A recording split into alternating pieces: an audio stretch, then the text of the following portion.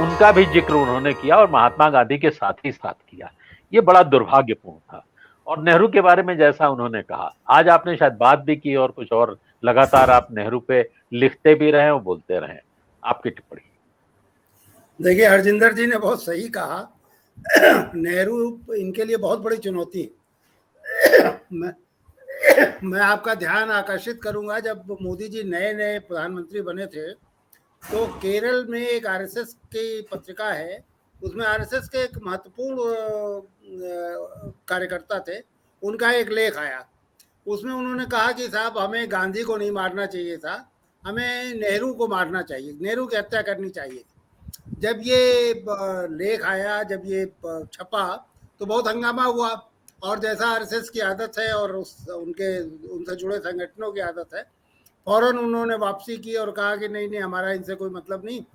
उन्हीं की पत्रिका में उनके एक महत्वपूर्ण कार्यकर्ता लिख रहे हैं और उनका मुखपत्र है मलयालम का, तो ऐसे कैसे आप कह सकते हैं कि हमारा कोई मतलब नहीं। ये तो बड़ी सीधी बात थी ना, कि देखिए, गांधी के यहाँ बहुत सारे सिंबल्स हैं, गांधी के यहाँ बहुत सारे प्रतीक हैं जो धर्म से और आस्तिकता से और इससे जुड़े हुए हैं। वहाँ गाय भी है, वहाँ पर पूजा भी है, वहाँ प्रवचन भी है, प्रार्थना सभाएं हैं। तो आरएसएस को कहीं ना कहीं वहाँ पर वो थोड़ा घरेलू मामला लगता है। नेहरू तो, हालांकि नेहरू एग्नोस्टिक है और पूरी तरह नास्तिक भी आप नहीं कह सकते, एग्नोस्टिक है, लेकिन नेहरू आधुनिक हैं।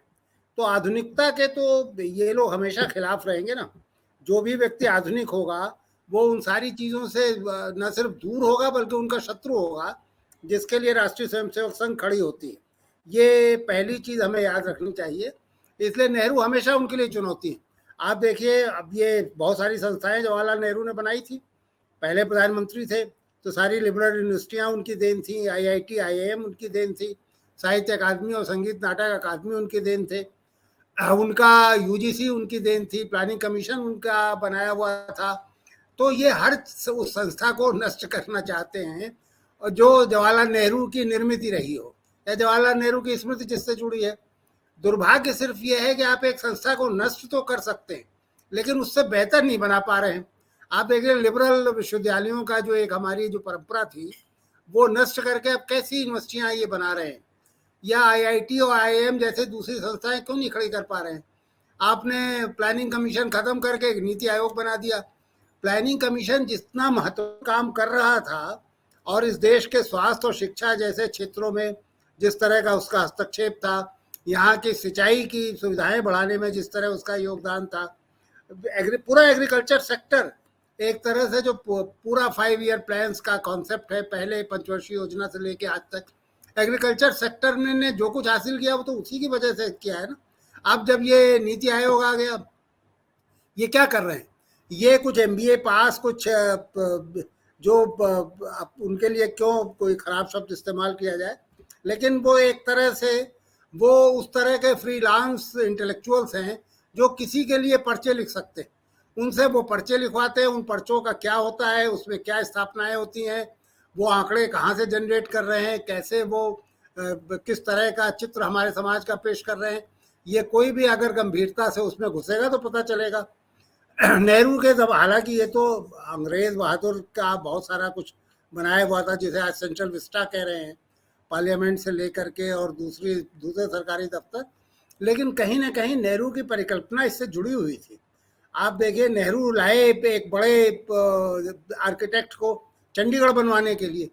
तो आप ये सारी चीज़ें नष्ट करके उन संस्थाओं को या तो उनसे बेहतर बना लीजिए, उनसे बेहतर नहीं बना पाएंगे। जो आप बनाएंगे वो एक बहुत पुअर अपॉलॉजी होगी पुरानी संस्थाओं की। तो लेकिन ये बात सही है जो हरजिंदर जी ने कहा कि नेहरू तो इनका भूत क्या, इनका वर्तमान भी नष्ट करने में समर्थ है। आपने ये जो एक नेहरू के नाम पर एक मेमोरियल चल रहा था, जिसमें जबरदस्त बौद्धिक काम हो रहा था, जिस तरह के डॉक्यूमेंट्स वहाँ थे, जिस तरह के रिसर्च वर्क्स हो रहे थे, जिस तरह तमाम देश भर के बुद्धिजीवी वहाँ इकट्ठे होते थे, उसको अपना घर समझते थे, उसे आपने नष्ट कर दिया। उसकी जगह कोई आप बेहतर बना देते तो ये खुशी होती। तो ये तो एक बहुत बड़ी दिक्कत है। नेहरू एक बहुत बड़ी चुनौती है, भूत के लिए भी और इनके वर्तमान के लिए भी। मैं आज प्रधानमंत्री का भाषण सुन रहा था, उसमें दो महत्वपूर्ण बातें मुझे लगी। हालांकि जबरदस्त कंट्राडिक्शन भी है। जैसे प्रधानमंत्री ने कहा कि हमको जो भारत की डाइवर्सिटी है, जो विविधता, इसको सेलिब्रेट करना चाहिए। मैं समझता हूँ अगर ये दिल से निकली बात है तो लगभग उनके खिलाफ वही कार्रवाई आरएसएस को करनी चाहिए जो अडवाणी जी के खिलाफ की थी, जब वो जिन्ना के मजार पर चले गए थे और जिन्ना को धर्मनिरपेक्ष घोषित कर रहे थे। तो डाइवर्सिटी का हिंदुत्व से क्या संबंध है? हिंदुत्व तो एक ऐसी विचारधारा है जो डाइवर्सिटी को नष्ट करती है, जो मुख्य धारा की बात करती है। आखिर मेन स्ट्रीम की बात कहाँ से आई थी?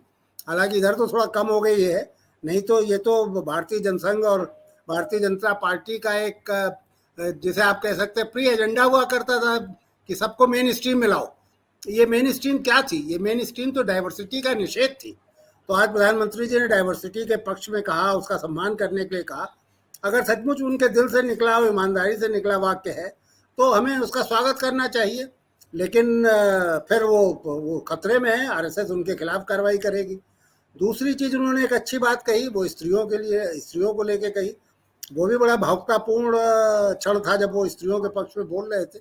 तो कई बार लगता है कि भाई जो आप कह रहे हैं, अगर उसमें सिंसियरिटी है, अगर उसमें ईमानदारी है, तो वो तो बहुत अच्छी चीज़ है। लेकिन अगर वो खोखली बात है तो फिर तो आप अगले भाषण तक, अगले साल आप ही रहेंगे, तब तक लोग भूल भी चुके होंगे, आपको भी याद नहीं रहेगा। और इसका सबसे बड़ा नुकसान होगा कि आपसे, मेरा मतलब, कोई भी महत्वपूर्ण व्यक्ति जब बोला करेगा लाल किले से तो लोग उसको गंभीरता से नहीं लेंगे, लोग उन्हें लगे तो कोई रिचुअल है। तो ये जो नेहरू का जिक्र नहीं आया, ये तो बहुत स्वाभाविक है और हरजिंदर जी ने बहुत सही इसका विश्लेषण किया। गांधी को भी याद करेंगे, लेकिन दिक्कत ये, गांधी के साथ साथ गोडसे को भी याद करेंगे, गांधी के साथ साथ सावरकर को भी याद करेंगे। तो ये बड़ा एक अजीब सा घालमेल वाला मामला रहेगा। बहरहाल देखा जाए आगे कैसे